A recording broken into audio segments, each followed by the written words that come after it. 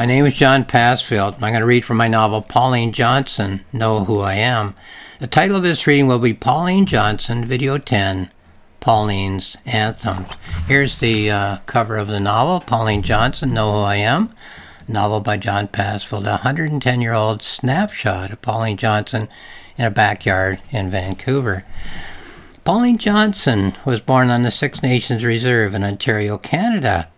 Was she American, British, or Canadian? Was she Mohawk, English, or mixed? She added up her assets and her liabilities and decided that the Pauline the world would see would be Pauline the performance artist, Pauline on stage. As for the real Pauline, she would keep that to herself. A note on terminology. Such terms as First Nations, Aboriginal, and Indigenous were not in common usage at the time at which the events of the novel take place. To refer to her mother's people, the historical Pauline Johnson used the terms English and white. To refer to her father's people, she used the terms Indian, Mohawk, and red. While the novel's fiction, I've used Pauline Johnson's terms throughout the novel in the interest of historical accuracy. All methods of storytelling rely on the chosen story form. The poem, the play, and the novel are all story forms that a storyteller chooses as a method of shaping the story that he or she is telling. Within each of these story forms, there are further choices. If one wishes to write a poem, will it be an epic poem, or a lyric poem, or a limerick poem?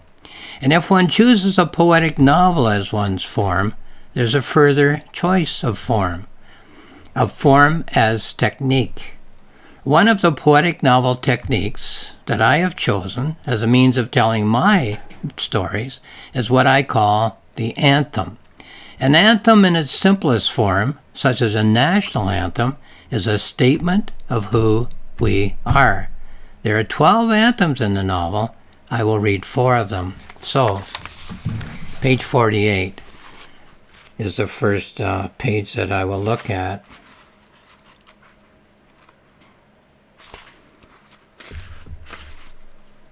Yeah, here we are. There'll be some hunting through the book, and the reason is because these verses are spread out, and they're spread out because Pauline Johnson is thinking of the people and events of her life, evaluating her life.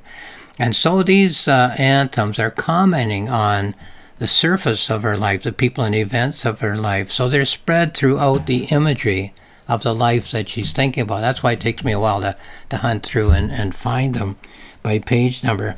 Here's the first verse of the first anthem. Dig the bones of a hopeful future. Then we go all the way from page 48 to page 56. So that's, 8 pages of imagery. And then we have dig the bones of a hostile past. And then we go all the way to page 64. So you can see we're leaving a lot of imagery out in this reading that would be there if you read the novel. On your way up through the bedrock, page 72.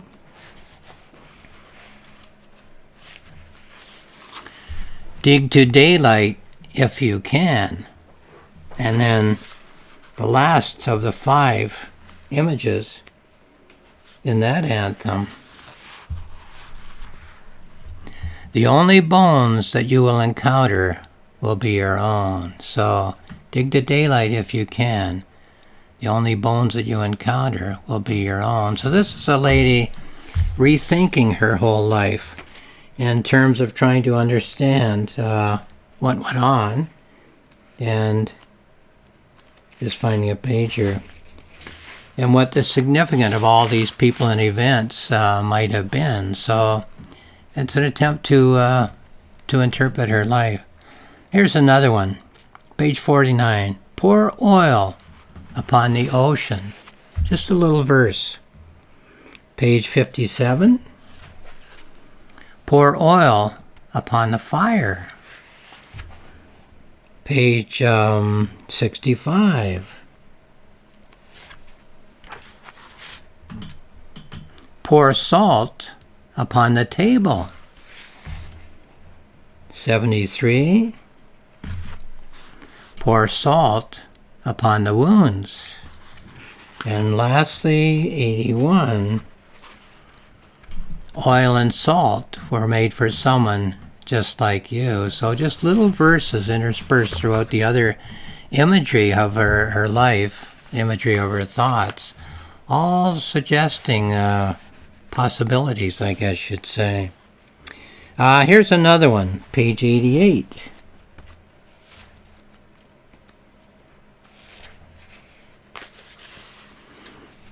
A thousand raindrops fell from the sky. Page 96. Some turned to ice or to snow. Page 104. Some turned to water vapor and drifted away. Page 112. Some of them caused the flowers to grow, and some ruined picnics. And the last one, 119, you are rain, and you are falling from the sky. So just 5 verses making comments on all of the imagery of the people and places that she is rethinking now that she's older and retired and living in Vancouver. Here's the 4th one, page 89 I'll find here. Here it is. There was a man who was blind. Then we go to page 97 for the next verse. Being hard to find quickly. Whoops. Here we are. So there was a man who was blind was the first one. Okay, race was very important to him. Then we go to 105.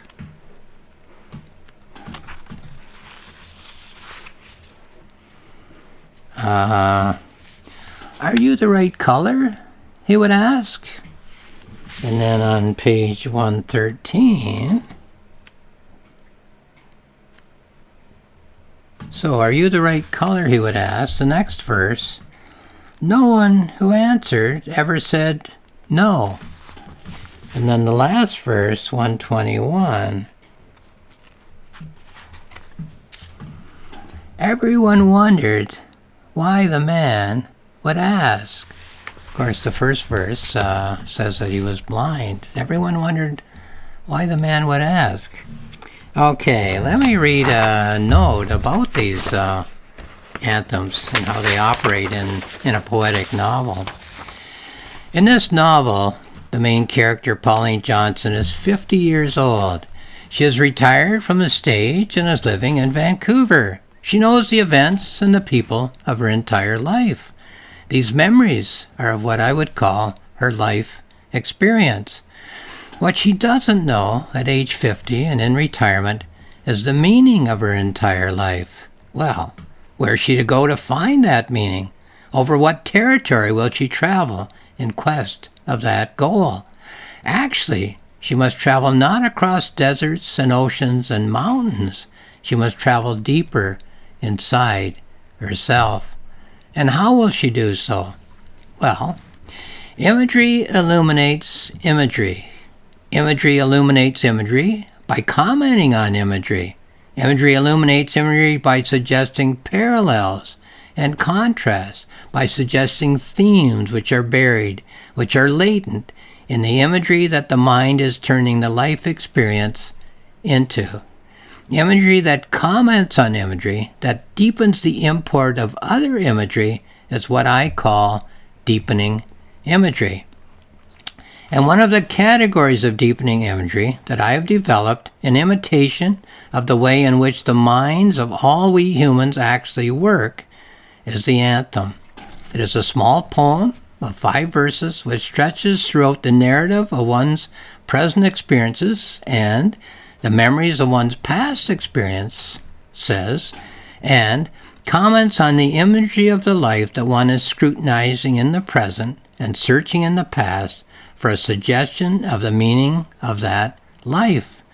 As to whether these anthems, of which I have read 4, are helping the main character, Pauline Johnson, to see meaning in her life, I leave up to the perceptive reader.